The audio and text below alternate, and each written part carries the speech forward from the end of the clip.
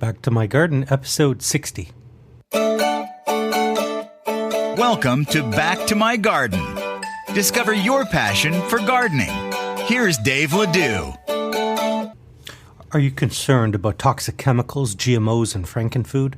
Don't panic. Grow organic. Discover my new resource for organic gardening.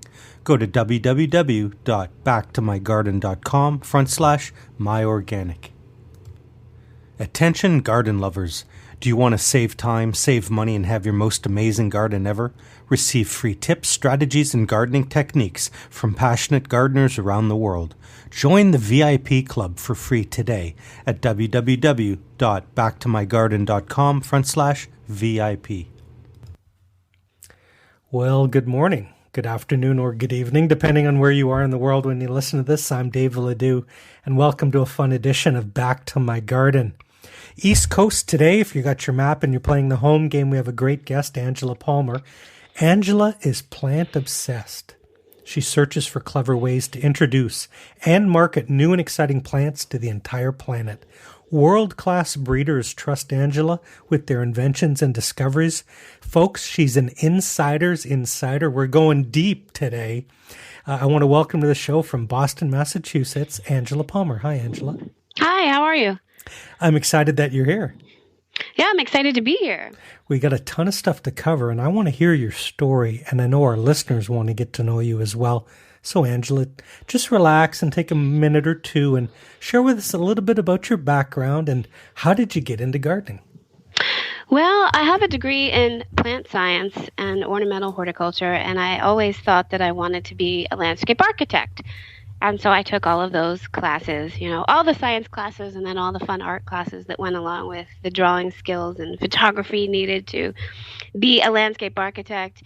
And then I graduated from the University of Delaware with my plant science and ornamental horticulture degree, and I was tired of being poor. So I went and got a job and figured I'd go back to grad school. And my first job was working for the Connor Pyle Company. You may know their brands Star Roses and Drift Roses and the Knockout Roses. And I was very fortunate to fall into a company that had focused their entire 150, I think, years now on new plant introductions. Not that that was my intent getting the job there, but I bounced around in the company and did a couple things, that weren't very fun. And then the owner took me out in the rose fields, and they were evaluating roses at the time. And he said, "What do you think about that one?" And I said, "Well, it's pretty." He said, "That's what we need to hear." And I just looked at him with, wide eyes. And what did I do? And they had never had a woman looking at plants. Here they're selling to women. The consumer, up to this point in time, it's been, I think, 75% women buying the plants in the household. Now men are starting to get into it with some of the veggie gardening and stuff. But they had never had a woman on their plant evaluation team. And so they scooped me in and gave me the entire department, and it was a complete disaster. The labels were a mess. There were weeds everywhere. It took me 2 years to straighten it out. And then it was mine, and we built it from there, and it was a great experience learning how to do all of that. And then I went and did the same thing for the Chicago Botanic Garden and came back to the East Coast and worked a little bit with the National Arboretum down in Washington, D.C., because they have a plant introduction program. And then I started my own business. It's almost 10 years ago. It'll be 10 years in January. I had breeders come to me and say they wanted to work with somebody that they felt they could trust, and somebody that they knew plants and wasn't just a marketing or a business person. And so I think I've got the perfect combination of skills to do this job. I love the marketing part of it with all my art background. I love teaching people how to use the plants with my design background, and I'm a plant geek. So what more could you ask for in somebody who's looking for new plants for the market? Oh, man, this is going to be a good podcast. So those of you listening to me and Angela chit-chat about new plants and you're driving in your car, please don't take notes. I've already started taking notes. It's all going to be up on the blog at BackToMyGarden.com.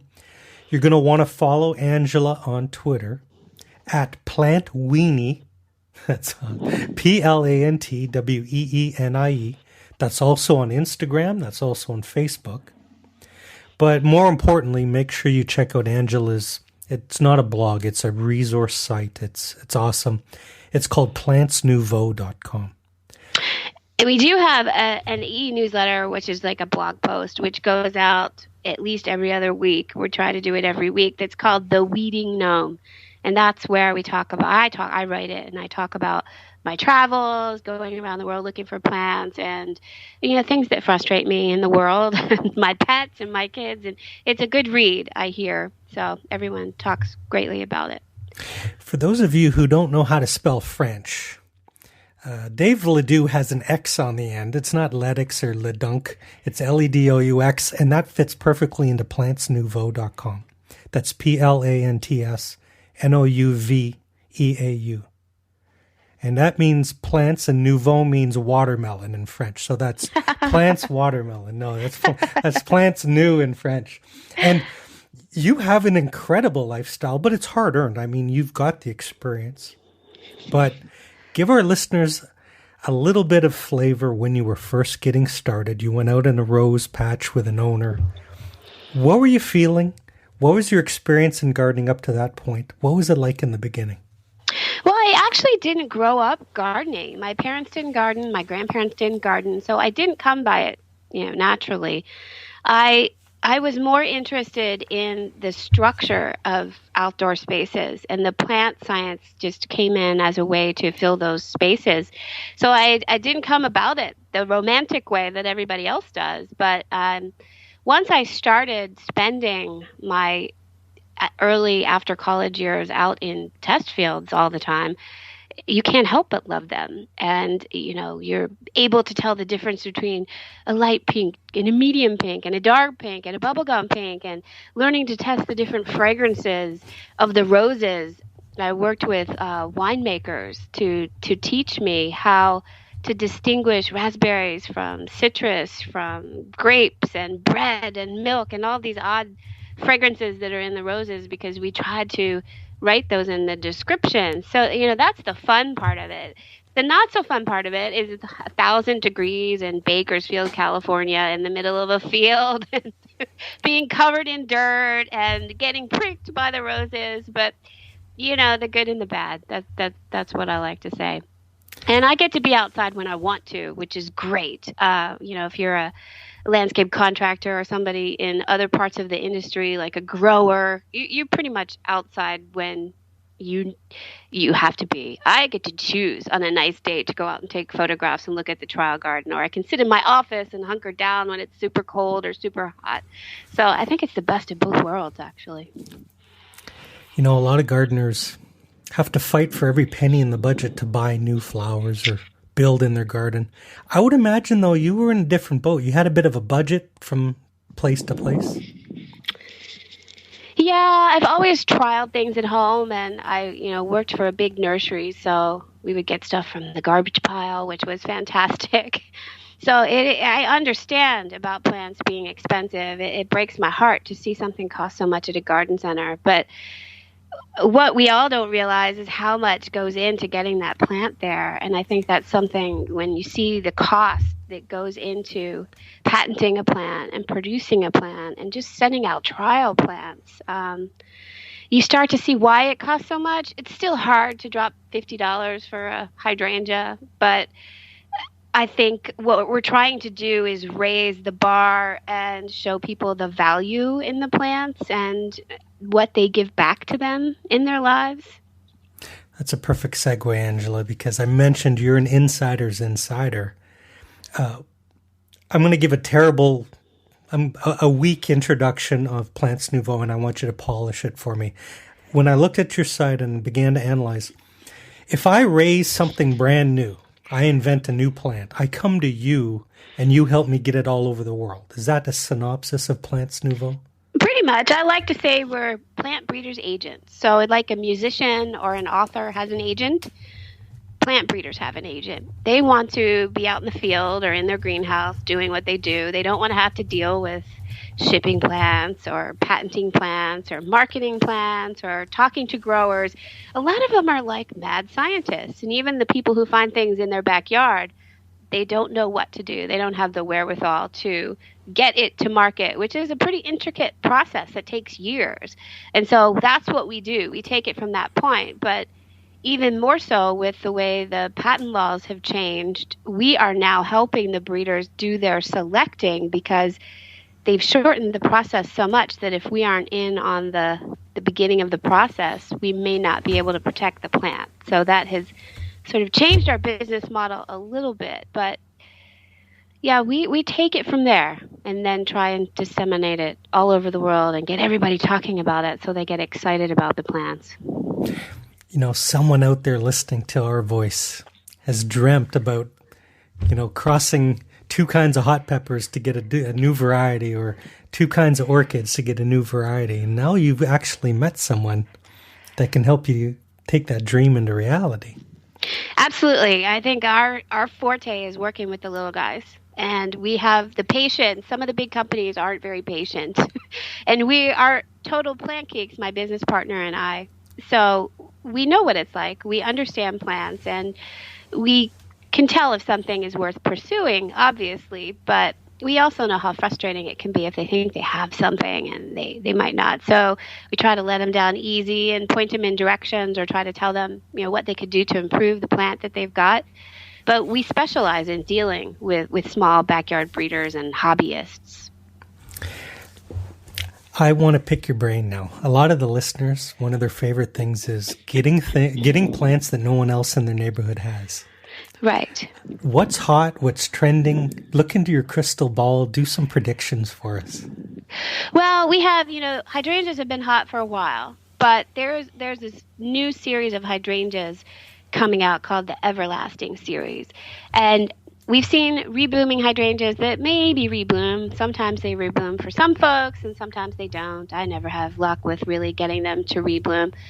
But there's a lot of talk about that on the market. Well, there's this new series coming from one of our breeders who was working for the cut flower industry only. So they're looking for big, stiff, strong stems that can hold up in the cut flower world.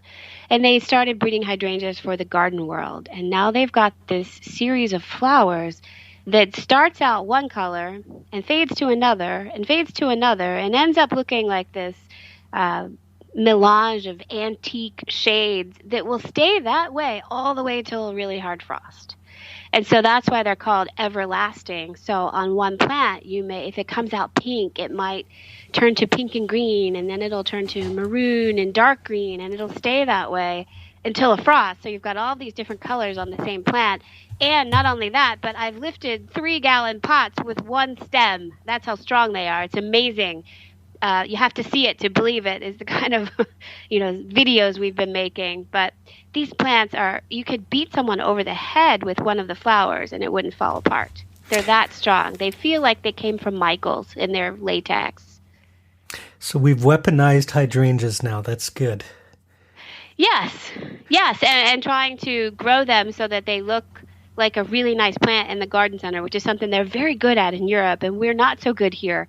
You see lots of green leaves, but you don't see them covered with flowers in the garden center. So we're working on changing that too. So I think it's this whole hydrangea culture is about to change, and they already are flying off the shelves because they're these perfect little pots with 15 flowers on them, and people can't resist them, and they want to take them home. And it's exciting to see that change happening in the U.S.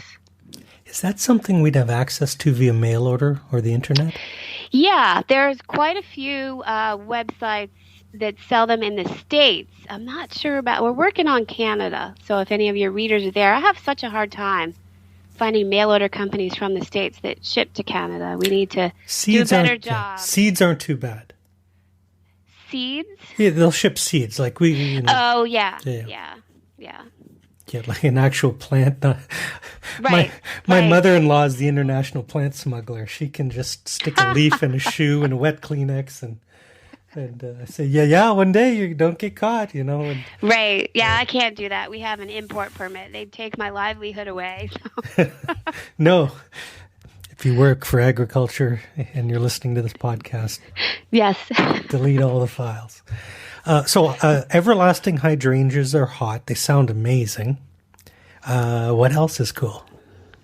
We have a bunch of our perennials that we're working on are selections of native plants. So we have a bunch of things that are improvements on natives. There is one tiarella, which is a foam flower, and one of my favorite plants that we have a hard time getting people to buy only because in most parts of the US and in Canada, the season for bloom is April, sometimes earlier than that, depending on where you are. And not a lot of people are going to garden centers in April. This is, the beginning of April. And the garden centers don't want to carry them. We have the same problem with hellebores, a whole nother topic. But these early spring blooming plants are so important for the bees when there's not a lot in bloom. And this is a native plant that's a good ground cover. And we have one selection that is called Octoraro. It's named after a river in Pennsylvania. And it can be planted under oaks and walnuts and maple trees in dry shade and still perform really well. And that's something that I would love to see people start using instead of English ivy and vinca and things that are a little bit invasive in certain parts of the country. Plus, they bloom, they have great fall color, they're practically evergreen. They just lay down in the winter and then new leaves come up in the spring. Such a terrific plant that is so underused and so barely seen in the U.S. I would love for those plants to get some more attention. You mentioned pollinators. We're doing our milkweed planting here shortly. Yeah, we have a series that we're working on called Garden Candy. And so we're the tagline for it is "It's Okay to Drool." And it's going to have sort of a bee drooling over these beautiful flowers. But we have a bunch of stuff that's going into that. Some phlox cultivars and a new lobelia that's called black truffle. And it's as sumptuous as the name sounds. It has black foliage and deep fire engine red flowers. And it's truly a native selection, so it's not a hybrid. And it is overwintered here for me in Massachusetts for the last 3 years, which have been very snowy and uncomfortable. So it's a truly hardy plant as well. And so that's really exciting. I think anything with black leaves, it looks like a coleus until it flowers. And then you get these added benefit of these bright red flowers that the hummingbirds love. And I love being out in the trial garden and hearing and seeing all of the pollinators, the hummingbird moths and the wasps and all of these things. And we're really trying to show this when we talk about plants, especially in YouTube videos and things like that. And a lot of times people are afraid when I say 7 species of wasps are on this one solidago that we're going to introduce. But it's a really cool thing because I can be as close as my hand to them and they're not going to bother me. They're interested in that plant, and trying to teach consumers that these insects are so beneficial, and these plants, by planting them and milkweed and other things in their gardens, that they can help the environment so much is something that we're real excited about. For those of you listening, make sure you check out Angela's YouTube channel. You can go through plantsnouveau.com and be a subscriber. That way when new videos come up, you'll automatically get notified, and you'll also get on our email list as well.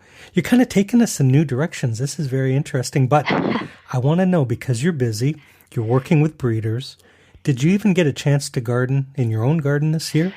Well, this was not a good summer for me. I was just lamenting that fact the other day, that summer in Massachusetts is really important because I've only lived here this will be my 3rd year, and I don't like the winter. So it's really rough on me to miss the summer because it's so beautiful here.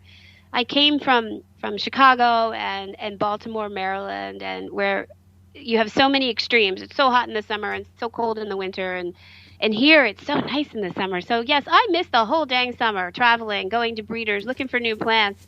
And this year was worse than ever, but I'm trying to deal with it. And I'm always feeling a little bit behind in my gardening, but, somehow it all gets done. But I do feel like I missed a lot, and it makes me sad. I love living with the plants. If I can't tell you exactly how big it's going to grow and exactly what color the flower is and take photographs of it the whole year, then I feel like I'm not doing my customers justice. I feel like we really need to know everything about these plants. And yeah, I missed a summer, but this was the worst one yet. You mentioned the everlasting hydrangea and all these gorgeous flowers. Octoraro, I wrote it down. How do you spell that? Octor? AO. AO. Sticking an extra O. I'm going to put that in the show notes. Do you have anything for the vegetable fans out there? Has there been any developments? We don't have anything yet. We have not worked with ornamental plants. We are starting to get into fruiting shrubs, so I see them probably coming down the horizon fairly soon. But that is the one aspect of horticulture that we really haven't been a part of. Yeah, I mean, flowers will keep you busy for 30 years. Oh, yeah. And there's so many other companies working on the veggies right now that there's a lot of competition, a lot of really neat stuff coming out. But it's a huge market, that's for sure. Your tagline, garden candy, it's okay to drool. Yeah. You can think hard all day and not come up with something that good. That's fantastic. Yeah, I just came up with that. I think I was sitting in a restaurant and there was something close to that. I thought, oh, that's perfect. And then that formed. And the thought of, we're working on some art for it and having, the hummingbirds and the bees drooling over the flowers is something I don't think any marketers have done yet. So it's something that we're really trying to push and take advantage of the fact that people are ready to listen about this stuff now, even though we've been talking about it for years. Let's take a quick minute to thank our sponsors and then come back and play 5 quick questions. What's the hottest trend in gardening? I think the hottest trend is aquaponics. Can you really grow a massive garden powered by fish? Find out more and discover the secrets to building fish-powered gardens at www.backtomygarden.com/fish. Would you like to make extra money with your own garden blog? Get my simple 5-step system for creating your own second income doing what you love part-time.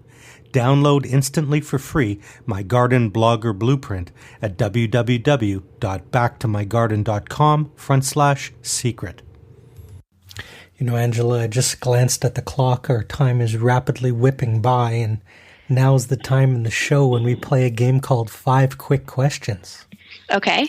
This is your chance to share your wisdom and experience with novice gardeners. Are you ready to play? Yes. Question number 1. In your opinion, what's the biggest excuse that people give you for being afraid or not even trying gardening? Well, I think the fact that plants aren't cheap and they're afraid they're going to kill them. And nobody likes for things to die. We have a culture in the U.S. where we have to keep everything alive, even poinsettias at Christmas time. And most other countries in the world have what they call throwaway plants. And I think we need to get Americans a little bit more into buying things and enjoying them and letting them die. And maybe then they won't be so afraid of gardening, that it's okay. We can cycle it, compost it, put it back in the circle of life, and it's okay. And that's something we struggle with, is that people are afraid of gardening. They think it's hard and they're going to kill something that's living. When you were growing 4 different shades of pink rose, did any of them ever die? Oh, yeah. I've killed lots of plants. I think it's Tony Avent, the guy who owns Plant Delights, the big famous mail order nursery down in North Carolina. He says, if I haven't killed it 3 times, I can't honestly say that I've killed it. Or something like that. But that's a great thing to live by, that it's okay. Yeah, and things have died and things have gotten eaten, and it happens. It's always sad, but life goes on. Question number 2. This will be interesting because you've worked alongside some amazing gardeners. What's the best gardening advice you've ever received? Oh, just to try and enjoy it. Not take it so seriously, and think about how, the microbes are getting in your fingers and that's helping your body, and take in the sunshine and breathe the fresh air. And I tend to be this kamikaze gardener that has no time because I have 2 small children and I run through doing what I need to do, and I don't really get to enjoy it. And I think that's one of the things I really strive to get to in my life, is to let gardening be something that's super enjoyable to me. And I think if it is to more people, then more people will garden. That's interesting. We could talk a whole hour just about the emotional side of gardening. For a lot of people, it's almost medicinal. It is, and I think that's something that we don't really talk about enough in the industry when we're promoting plants. There is a website called reddit.com. It's kind of like Facebook without pictures. It's a huge online community. There's a whole subreddit of people who talk about their doctors ask them to garden. Oh, really? And they share their stories, and it's pretty inspiring stuff. Emotional. That's interesting. Yeah, it's like medicine. Yeah, I'll have to check that out. I have lots of friends who aren't in the industry who that is their therapy. I have a friend who's a vet and a friend, some high-powered folks, head of marketing for big banks, and that's what they do. They garden. Fantastic. Question number 3. Of course, the dogs are howling. Yeah, that's good. Shows it's a real podcast. We're not robots. Fire engine just went past. Websites. The internet's a big place. Now, everyone should go to plantsnouveau.com and join your email list. What are a couple of your favorite websites that you could use as references? Wow. You asked that's a very timely question because we are looking to redo our website. So I have spent an enormous amount of time looking at websites, trying to find places that inspired me. And I think if you're looking for really pretty pictures and inspiration of how to do things, and then a lot of times how to have this sort of, if you want this fancy outfit, here you can go buy these clothes that just look just like them at Target kind of website for gardening, is called Gardenista. That's one of my favorite sites because they explore all these wonderful places, and it's very picture heavy, but they give ideas and they'll show you how to have this look in your garden. So if you're looking for sort of design inspiration, that is one of my favorite sites. And what else? I think being on Pinterest is better than being on a website. If you're looking for anything, any type of plant, any inspiration, that's someplace that I would go for gardening information. But unfortunately, I think our industry lacks places to go for a lot of answers. There's a website called Gardening Answer. I could look it up real quick, but it's a young girl and she's doing all these amazing things. She does videos.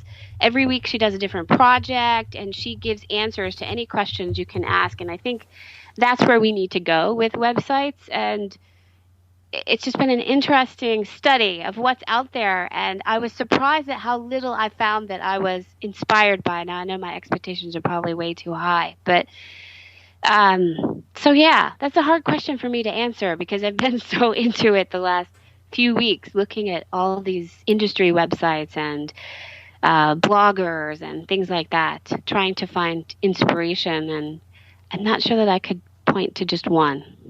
Well, then question number 4 will kind of tie into that because it's about books. Okay. A lot of people still love to read books. I know I do. Do you have a particular favorite gardening book that you can recommend? Oh, there's so many. I love, I'm much more of an environmental gardener. So I think one book that anybody who gardens is Bringing Nature Home. It's by Doug Tallamy, Tallamy or May. But it's Bringing Nature Home, and what it does is it talks about, if you plant one oak tree in your backyard, how many species of insects it will support, and why you need certain plants, and how you can help the environment. I think that's something that anybody who's trying to get into gardening should read, because it's just so insightful and talks about how beneficial all these plants are to the world around us, not just for them to be pretty in our gardens, but how beneficial they are. So if you're looking to contribute, food-wise and, even for yourself, he talks about all of that stuff. And it's a great project going on at the University of Delaware where they've done all this research, and it's been making the lecture circuits at every gardening conference. So I think it should be well out there and easy for people to get. And then the other books that I love are Julie Moore Meserve's garden design books. She's real wonderful in teaching people how to garden. She has quite a few of them out there. And then there's something called The Layered Landscape that's by Rick Dark. It's another one that talks about gardens in the style of like the High Line and the Lurie Garden, and places where they're coming in and putting huge sweeps of all sorts of plants and making it just so beautiful for the public. It's a sort of how to achieve and define that type of garden, which I think is important. Nice. To show the public all these plants that are out there. Question number 5 is a fun one. If somebody came to you and said, Angela, I want to grow something wild, crazy, and unusual next season, what's the number one suggestion you think every gardener should try to grow? So maybe like the one thing that everyone asks me about when they walk by? Exactly. It would have to be the red-leaved castor bean, because it just is an amazing plant, and it's so tropical looking, and it will even grow 6 to 8 feet tall up here in Massachusetts. So a lot of times those big elephant ears and things that they say are going to grow 6 feet tall grow 3 feet tall in colder climates. But that is one plant that everyone that comes over asks about, and I think it's fun for kids because it grows so fast. It is poisonous, so you want to make sure you don't ingest the seeds. But that's a fun plant and has great story about castor oil and ricin, and it's sort of dangerous. So I think that's a great plant for people to try because it's so easy to grow. The red-leafed castor bean. I've done 60 of these podcasts, and no one has mentioned the red-leafed castor bean. Awesome. I have always loved that plant. I don't know why. It's just a tropical-looking plant, and it ends up in odd places like medians in cities. And I think because you just put it in the ground and you really don't have to do anything to it. It's incredibly drought-tolerant, and it just has an odd look to it. It's very sort of Dr. Seuss looking. But things that grow fast and big for, annual, it's an annual, but you can save the seed. So it's just fun. I think stuff like that intrigues people and gets them into gardening. Oh, yeah. The wow factor, or the what the heck is that factor. Yeah. Right. Yeah. Nice. Angela, we've just flown by on our interview here. You've been an incredible guest.